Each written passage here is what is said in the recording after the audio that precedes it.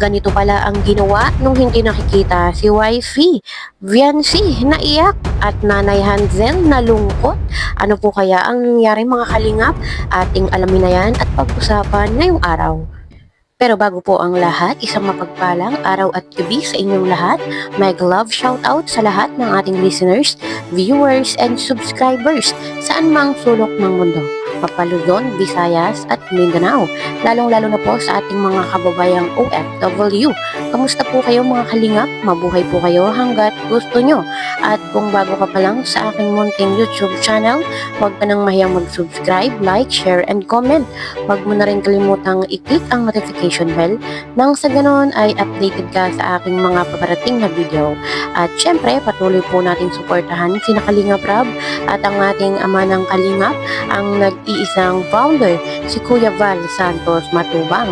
Kung maaari po ay no skip ads nang sa ganon ay mas marami pa tayong malingap na nangangailangan. At konting paunawa po kung maaari ay tapusin niyo muna ang kabuuang video nang sa ganon ay akma ang inyong mga komento. Ito po mga na-abuse po kayo ng Kalingap? Hindi naman, wala naman na gano'n na dahil ginagawa yung Kalingap naman, di ba?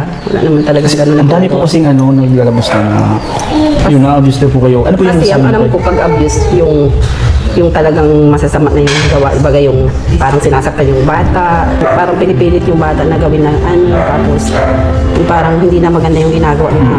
Tulad baga sa mga palabas talagang abuse po. Oo, abuse kasi yung iba. So, gusto lang po kasi namin na sa iyo mismo manggaling kasi si Boss KR po kasi Siya talaga nagsasalita sa mga ganyan. oo, hindi Gusto namin meron. Oo nga, yun nga na naririnig ko nga yung mga balitang gano'n, parang masakit naman sa loob na gano'n. Siyempre natulungan kami, tapos magiging masama si Rab, kaya yun nga, parang hindi na lang namin pinapansin yung mga gano'n issue. So ano pong masasabi niyo sa mga nagbabash po? Kasi Oo nga, yung experience niyo. Oo, sa mga yun nga, sa mga namabash, lalo na kay Kalingap Rab, yun nga, nakakatulong naman si Rab sa mga tao, lalo na sa amin, sobrang laki ng pinagbago namin sa buhay. Yung na nakapag-aaral yung mga maraming bata, may mga scholar, ang daming napagawa ng bahay na sobrang hirap talaga nung gaya namin. Laking tulong si Kalingap Rab sa mga mahihirap, at saka si Kuya Bal. so ano po talagang wala naman abuse na nangyayari. Ano po? Wala naman gano'n. Kasi kung may abuse na nangyayari, kahit kami mga magulang, syempre hindi kami papayag na ma-abuse yung anak namin ng gano'n. Kahit kami, kumbaga, hindi namin kukonsintihin kung may abuse na nangyayari. Wala naman. Ito yun. Wala naman kami nakikita ng gano'n na Kaya yung mga nagsasabi ng gano'n, hindi nila alam yung mga sinasalita nila na nakakasakit sila ng damdamin.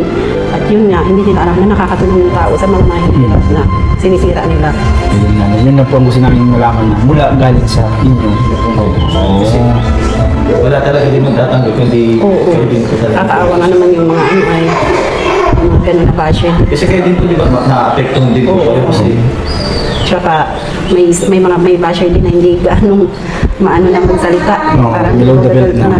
Tsaka ano po, para sa akin lang, kayo po yung mas nakakaalam sa sarili nyo and yung sa ginagawa po ni Kalingap Rab. Di ba po? Kaya yun, mas maganda talaga ganito po na naitanong namin. Kasi ma'am, matagal ko na po talaga itong gustong gawin. Itong pagkakataon ito, gusto namin itanong sa Adonis na kasi wala naman po iba talagang magtatanggol kay Boss KR kundi kayo lang.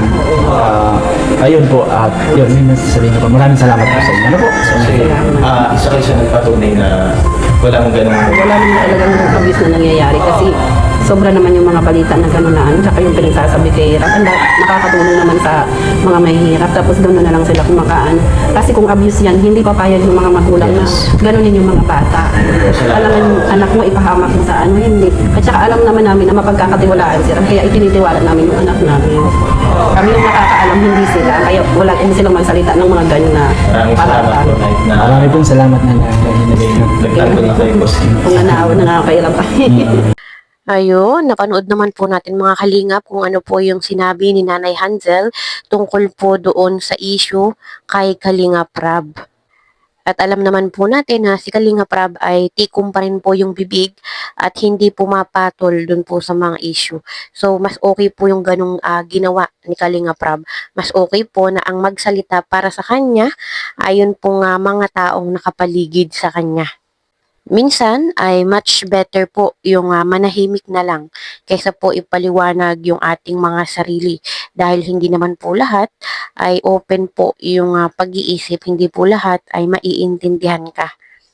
So, kahit sino po sa atin, hindi lang po kay Kalinga Prab, minsan ay mas okay po talaga yung manahimik ka na lang sa isang tabi kaysa po magsalita ka ng magsalita, mas lalala. Lalo na po kung masyado ng toxic.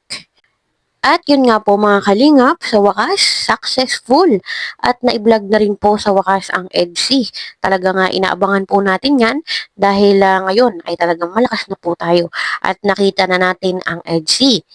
At sabi nga po ni Kalingap JJ ay nakaapat po sila na subok para po ma-vlog ang EDC dahil nga po si Bibi Viancy ay busy sa kanyang school ay lagi pong hindi natutuloy.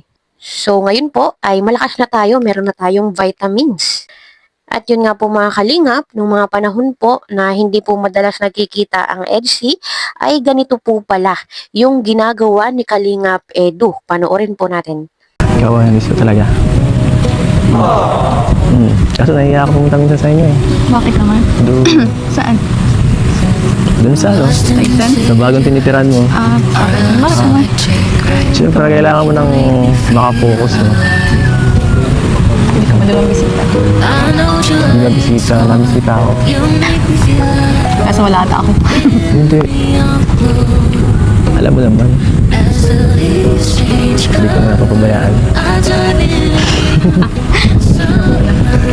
Alam mo na yun. Si Javi.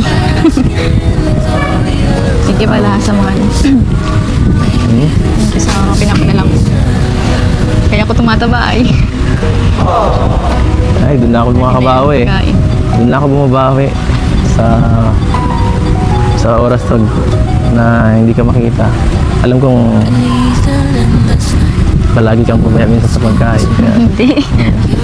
kaya tinatanong ko yung mga kasama mo doon kung Mukha pa bang pabayat ako? Nananaba na. Ilang inapis mo. Ayun, narinig po natin mga kalingap na ang ginagawa po pala ni Papa Eds ay pinapadalahan po ng Jollibee si Wifey. Sabi nga po niya, nabanggit niya na sa ganoong paraan doon na lang siya makakabawi.